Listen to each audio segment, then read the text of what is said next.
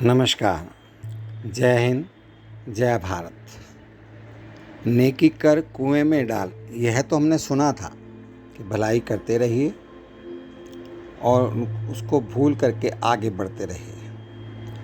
परंतु ऐसा समय भी आता है कि जब हमारे साथ दूसरे व्यक्ति, अन्य व्यक्ति बुरा व्यवहार करते हैं, हमारे साथ बुरा काम करते हैं। बुरा काम का तात्पर्य मेरा ये है कि हमारा नुकसान करते हैं या हमें कष्ट पहुंचाते हैं। लेकिन यहाँ पर श्री भगवान जी कहते हैं, श्री नारायण जी कहते हैं कि अपनी बुरी यादों को भुला दो, उनको याद मत करो। इसके संबंध में मैं आपको बताना चाहता हूँ। दो भाई थे, परस्पर बड़े ही स्नेह, प्यार तथा श्रद्धा पूर्वक रहते थे और सद्भाव था उनके अंदर। आपस में बड़ा ही प्यार था उनका आपस में। बड़े भाई कोई वस्तु लाते तो भाई तथा उसके परिवार के लिए भी अवश्य ही लाते थे।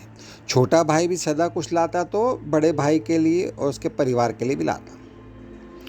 इसीलिए छोटा भाई भी सदा उनको आदर तथा सम्मान की दृष्टि से देखता था और बड़ा भाई अपने छोटे भाई और उसके परिवार को आशीर्वाद की दृष्टि से देखता था।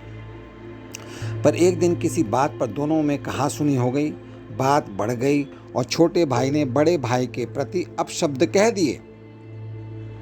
बस फिर क्या था, दोनों के बीच में दरार पड़ ही गई। अब आपस में बोलचाल बंद। उस दिन से दोनों अलग अलग रहने लगे और कोई किसी से नहीं बोलता था। कई वर्ष बीत गए। मार्ग में आमने सामने भी पड़ जाते तो कतराकर दृष्टि बचा जाते और रास्ता क्रॉस कर लेते। छोटे भाई की कन्या का विवाह आया। उसने सोचा बड़े अंत में ही बड़े ही हैं, जाकर मना लेना चाहिए। पर बड़े भाई के पास गया। वह बड़े भाई के पास गया और पैरों में पड़कर पिछली बातों के लिए क्षमा मांगने लगा। बोला, भाई साहब अब चलिए और विवाह कार्य संभालिए। पर बड़ा भाई नहीं पसीजा। उसके दिल पर कोई भी फर्क नहीं पड़ा। चलने से साफ मना कर दिया। छोटे भाई को दुख हुआ। अब वह इसी चिंता में रहने लगा कि कैसे भाई साहब को मना करके लाया जाए। और विवाह के लिए तो थोड़ा सा समय बच गया था। रिश्तेदार, सगे संबंधी आने लगे थे। किसी ने कहा उसका बड़ा भाई एक संत के पास नित्य जाता है और उनका कहना भी मानता है। तो छोटे भाई ने क्या किया, छोटा भाई उन संत के पास पहुंचा और पिछली सारी बातें बताते हुए अपनी त्रुटि, अपनी गलती के लिए क्षमा याचना की, क्षमा मांगी तथा गहरा पश्चाताप व्यक्त किया और प्रार्थना की कि आप किसी भी प्रकार से मेरे भाई को मेरे यहाँ पर विवाह पर आने के लिए तैयार कर दीजिए महाराज। अब क्या होता है, अब परिदृश्य देखिए। दूसरे दिन जब बड़ा भाई सत्संग में गया तो संत ने पूछा, क्यों, तुम्हारे छोटे भाई की कन्या का विवाह है? तुम क्या क्या काम संभाल रहे हो मेरे भाई, बेटा, मेरा बच्चा, मेरे सेवक? बड़ा भाई बोला, मैं विवाह में सम्मिलित नहीं हो रहा हूँ। कुछ वर्ष पूर्व मेरे छोटे भाई ने मुझे कुछ ऐसे कड़वे वचन बोले थे या कहे थे जो आज भी मेरे हृदय में कांटे की तरह खटक रहे हैं। संत जी ने कहा, जब सत्संग समाप्त हो जाए तो जरा मुझसे मिलते जाना। अब सत्संग समाप्त हो गया। उसके पश्चात सत्संग समाप्त होने पर वह बड़ा भाई संत के पास पहुंचा। उन्होंने पूछा, मैंने पिछले रविवार को जो प्रवचन दिया था उसमें मैंने क्या बताया था? बड़ा भाई मौन, बड़ा भाई शांत, बिल्कुल चुप, क्योंकि कुछ याद ही नहीं। कहा कुछ याद नहीं पड़ता, कौन सा विषय था? तब संत जी ने कहा, अच्छी तरह याद करके बताओ। पर प्रयत्न करने पर भी उस बड़े भाई को वह विषय याद नहीं आया। अब संत बोले, देखो, मेरी बताई हुई अच्छी बातें तो तुम 8 दिन में भी याद नहीं रही, तुम्हें याद नहीं रही, मतलब तुम 8 दिन में ही भूल गए। और छोटे भाई के कड़वे वचन जो कि 1 वर्ष पहले कहे गए थे, वे तुम्हें अभी तक हृदय में चुभ रहे हैं। वाह जी वाह। जब तुम अच्छी बातों को याद ही नहीं रख सकते तब उन्हें जीवन में कैसे उतारेंगे? और जब जीवन कहीं नहीं सुधारा तब सत्संग में आने का लाभ ही क्या रहा? फिर क्यों आते हो? अतः कल से तुम यहाँ मत आया करो। और डांट मार दी बड़े भाई को। अब बड़े भाई की आंखों में अश्रुधारा बह निकली, आंखें खुल गईं। अब उसने आत्मचिंतन किया और देखा कि मैं वास्तव में ही गलत मार्ग पर हूँ।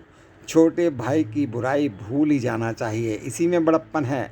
उसने संत के चरणों में सिर नवाते हुए सिर झुका करके नमस्कार प्रणाम किया और कहा, मैं समझ गया गुरुदेव, अभी तो मैं छोटे भाई के पास जाता हूँ। आज मैंने अपना गंतव्य पा लिया है, आज मैंने अपना लक्ष्य पा लिया है, आज मैंने अपना सुखी परिवार पा लिया है, आज मैंने अपने भाई को पा लिया है।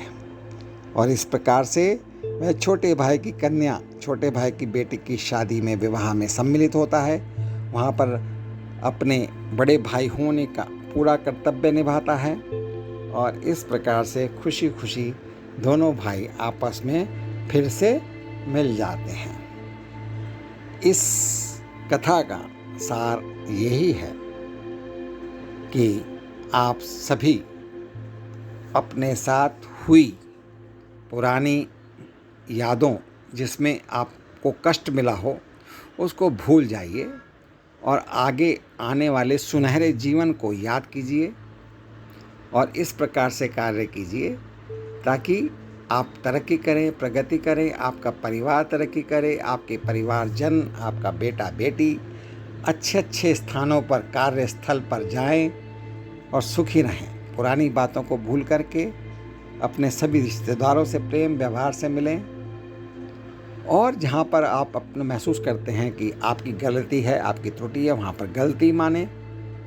और अगर दूसरी तरफ से भी गलती अगर हुई है, उसको नज़रअंदाज कर दीजिए और प्रेम व्यवहार, सौहार्दपूर्ण वातावरण बनाते हुए सुखी जीवन जीते। यह ज़िंदगी कहते हैं ना 4 दिन की है, वास्तव में 4 दिन की है। अगर 4 दिन में से 3 दिन आप इसी कष्ट में गुजार देंगे कि उसने मेरे को बुरा भला कहा, उसने मुझे कष्ट दिया, तो कितने दिन बचे? 1 ही दिन बचा ना। इसीलिए हमेशा किसी के द्वारा दिए गए कष्ट को भूल जाइए, उनको माफ़ कर दीजिए और आगे बढ़ जाइए। इन्हीं शब्दों के साथ मैं आज का यह कथा वाचन समाप्त करता हूँ। अगर आपको यह कथा वाचन अच्छा लगा हो तो प्लीज़ प्लीज़ प्लीज़ मेरे इस चैनल को सब्सक्राइब कीजिए, लाइक कीजिए, शेयर कीजिए और अपने जीवन में उतारिए। नारायण नारायण, लक्ष्मी नारायण भगवान की जय। साभार, नमस्कार, जय हिंद, जय भारत।